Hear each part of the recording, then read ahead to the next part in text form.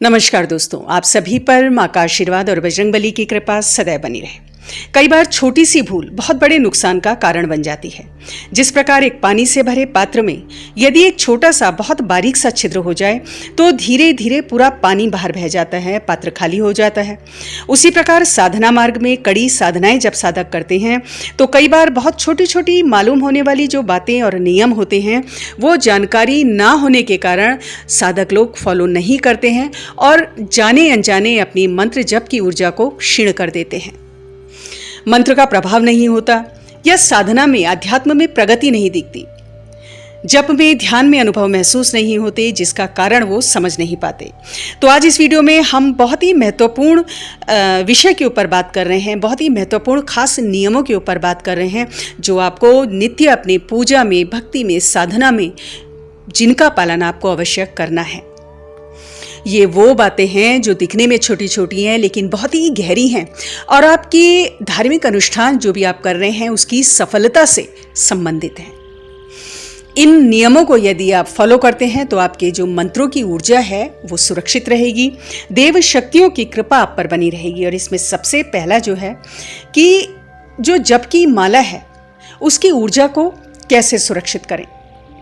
देखिए, जब आप कोई भी मंत्र जप करते हैं तो आपकी जो जप की ऊर्जा है वो आपके चक्रों में, आपकी एनर्जी बॉडी में समाहित हो जाती है, यानी आपका ऊर्जा शरीर उस ऊर्जा को ग्रहण कर लेता है। उसी प्रकार जो जप माला आपकी है, जिस पर आप जप कर रहे हैं, वो जप माला भी उस ऊर्जा को ग्रहण करती है। तो जो जप माला होती है वो साक्षात हमारे इष्ट का ही रूप है, देव स्वरूप उसे समझें, क्योंकि उसमें देव शक्ति निहित है, वो जागृत है। तो इसीलिए जिस प्रकार देव मूर्तियों का आप सम्मान करते हैं, जिस प्रकार देव मूर्तियों के संग आप व्यवहार करते हैं, उन्हें स्नान आदि करवाते हैं, उनका पूजन करते हैं, उसी प्रकार जप माला के संग भी आपको व्यवहार करना चाहिए।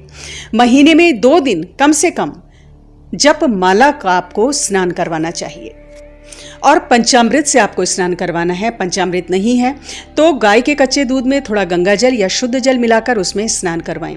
अब स्नान किस तरह करवाना है कि उसे डिप कर लें, डिप करके इस मिश्रण में तब उसको बाहर निकाल लें अपनी जपमाला को, या पंचामृत के छींटे माला को दे दें। उसके बाद साफ वस्त्र से पोंछकर उसका प्रयोग करना है।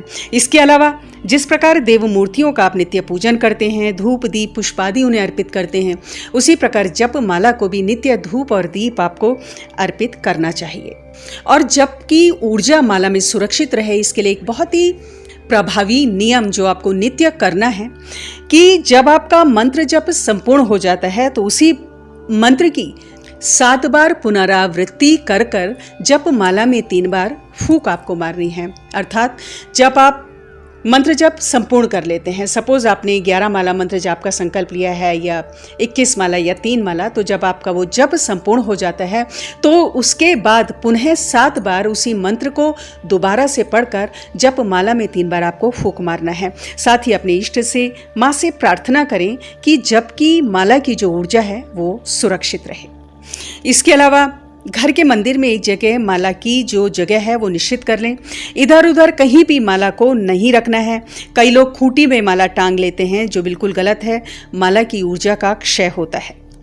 अपनी जप की माला को किसी और को ना तो स्पर्श करने दें, किसी और को प्रयोग ना करने दें, क्योंकि हर व्यक्ति की अपनी एक एनर्जी बॉडी होती है। अगर 2 व्यक्ति एक साथ एक जप माला का प्रयोग करते हैं तो एनर्जीज का आपस में घर्षण होता है, यानी टकराव होता है, और इससे जो जप की ऊर्जा, जो उस माला के अंदर की जो शक्ति है, उसका क्षय होता है।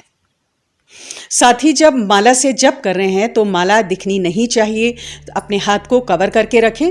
इसके अलावा इसके लिए आप गौमुखी का भी प्रयोग कर सकते हैं, जो मार्केट में आपको आसानी से उपलब्ध हो जाए।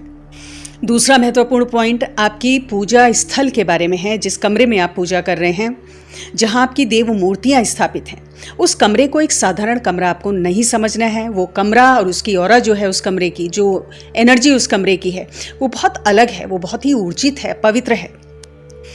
तो जब भी आप अपने पूजा के कमरे में प्रवेश करें तो ये सोचकर प्रवेश करें कि आप एक शक्ति पुंज में प्रवेश कर रहे हैं, एक ऊर्जा के घेरे के अंदर आप प्रवेश कर रहे हैं, जहां आपके इष्ट की शक्तियां हैं, आपकी जिन देवों की आप पूजा करते हैं वो शक्तियां वहां हैं। तो उस स्थल की पवित्रता का आपको ध्यान रखना है। जाने अनजाने लोग उस पवित्रता को, उस कमरे की पवित्रता को क्षीण कर देते हैं। पूजा वाले कमरे में कोई भी नकारात्मक व्यवहार ना करें, क्रोध से ना चिल्लाएं, गलत शब्द का प्रयोग ना करें, गलत विचार मन में ना लाएं। चमड़े से बनी हुई वस्तुएं पूजा वाले स्थल से बाहर रखें। इसके अलावा मांस और मदिरा का सेवन करने वाले जो भी व्यक्ति हैं, उन्हें पूजा स्थल में प्रवेश नहीं करना चाहिए। जो भी लोग मांस और मदिरा का सेवन करते हैं, उन लोगों की एनर्जी बॉडी प्योर नहीं होती। बहुत सी अशुद्धियां इनके ऑरा में होती हैं। जो भी क्लियरवॉइंट होते हैं, क्लियरवॉइंट अर्थात जिन लोगों के पास ये शक्ति होती है कि वो ऊर्जा शरीर को देख सकें, तो वो इन चीज़ों को स्पष्ट रूप से देख सकते हैं। ऐसे लोगों की ऑरा अशुद्ध होती है। उनके आभामंडल में बहुत सारे स्पॉट्स होते हैं, ग्रे कलर के, ब्लैक कलर के ऑरा उनकी होती है। इसके अलावा कटी फटी ऑरा होती है। तो ऐसे लोगों के पूजा स्थल में प्रवेश करने से पूजा स्थल की पवित्रता पर नकारात्मक प्रभाव पड़ता है।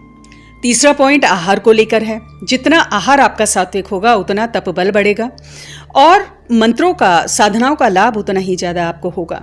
तो मांस और मदिरा, ये दोनों चीज़ें साधकों को स्पर्श नहीं करनी है। किसी जीव की हत्या करके उसका भक्षण करना, ये अक्षम्य अपराध है। एक ऐसा पाप है जिसका भुगतान आगे चलकर करना होता है। साथ ही मदिरा सेवन भी साधकों के लिए वर्जित है। ये दोनों चीजें आपके आभामंडल को दूषित करती हैं। देव शक्तियां नाराज होती हैं और मां कभी भी ऐसी चीजों को, ऐसी पूजा को स्वीकार नहीं करते।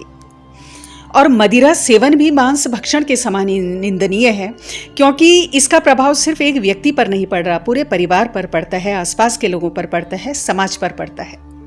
और माँ की जो प्रेरणा, जो मार्गदर्शन मुझे मिला है, उसके हिसाब से तो कहना चाहिए कि जो भी मांस भक्षण करता है उसे 21 दिन तक पूजा स्थल पर जाने का अधिकार नहीं है।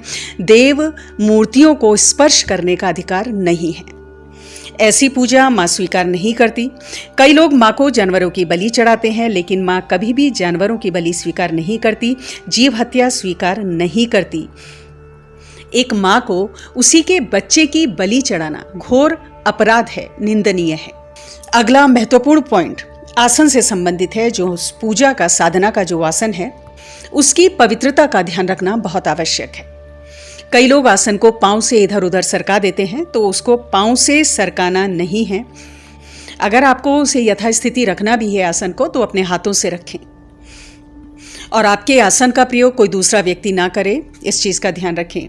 बिना आसन के किया गया जप व्यर्थ हो जाता है, क्योंकि जप करते हुए जो ऊर्जा हमारे शरीर से निकलती है, वो आसन उसे ग्रहण करता है। यदि बिना आसन के जप किया जाता है तो ऊर्जा बिखर जाती है या पृथ्वी में समाहित हो जाती है।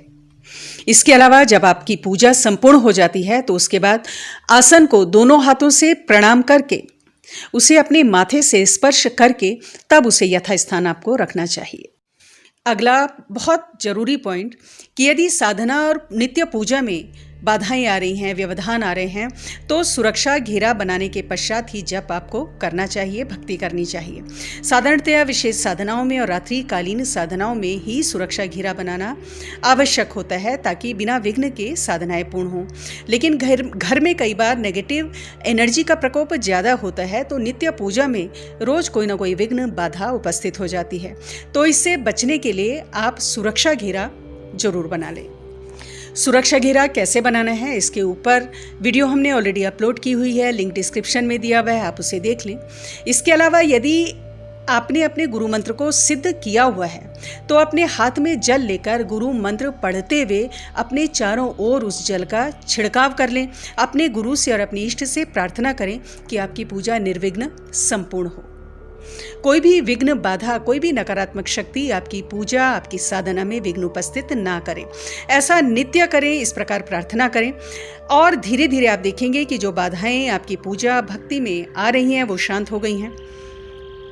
और घर की नेगेटिव एनर्जी को हटाने के लिए जो माँ काली के 2 उपाय, इसके ऊपर हमने एक वीडियो ऑलरेडी डाली हुई है, उसको भी आप रोज फॉलो करें, उन उपायों को भी रोज फॉलो करें। आपकी जो विघ्न बाधाएं पूजा में आती हैं, वो शांत हो जाएंगी।